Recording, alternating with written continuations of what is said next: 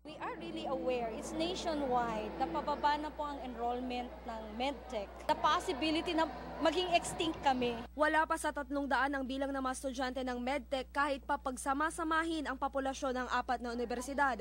Nakikitang dahilan ng pagbaba ng bilang ang mga automated machine na gamit na sa mga laboratorio ngayon. Pero para sa PAMET, kailangan pa rin ng kaalaman ng tao, lalo't diagnosis sa mga sakit ang kanilang trabaho. There are fallacies regarding our profession, like kung mag-train ka daw ng monkey, pwede na.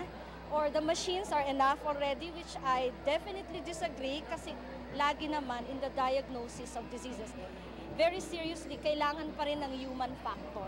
Kaya naman kahit minority group ang medtech, ito pa rin ang napiling kurso ni na Emmanuel at Angelica. Kasi po hilig kong mag-experiment sa mga medisina para mabigyan ng lunas yung mga ibang sakit. Marami pong mga estudyante na hindi alam ang kursong medical technology. Ang common po na course po ngayon is mga nursing. 4 na taon rin ang gugugulin sa medtech course at hindi rin naman nalalayo ang kita kung ikukumpara sa kita ng isang nurse sa ibang bansa. Giselle Capua, Patrol ng Pilipino.